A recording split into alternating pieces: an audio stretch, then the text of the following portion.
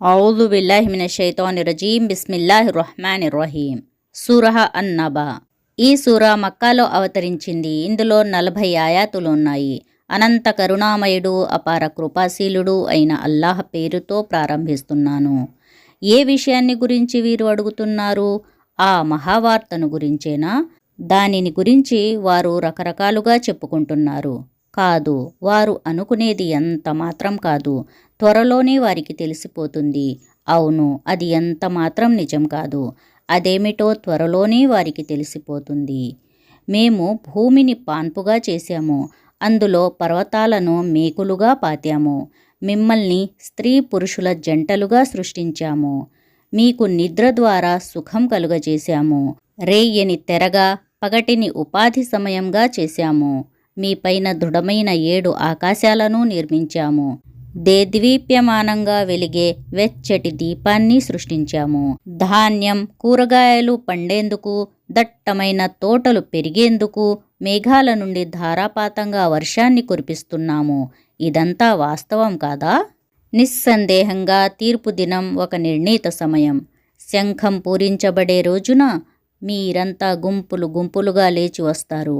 ఆకాశం తెరువబడుతుంది. అది ద్వారాలుగా మారిపోతుంది. పర్వతాలు నడిపించబడతాయి.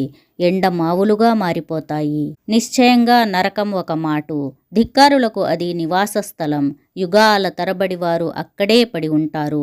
అందులో ఎలాంటి చల్లదనాన్ని, పానీయాన్ని వారు చవి చూడలేరు. ఒకవేళ ఏదైనా దొరికితే అది సలసల కాగే నీరు, గాయాల కడుగు మాత్రమే. అది వారి కర్మలకు పరిపూర్ణ ప్రతిఫలం. లెక్క అడగబడుతుందని వారు ఆశించలేదు. మా వాక్యాలను వారు అసత్యాలుగా చిత్రించి పూర్తిగా తిరస్కరించారు.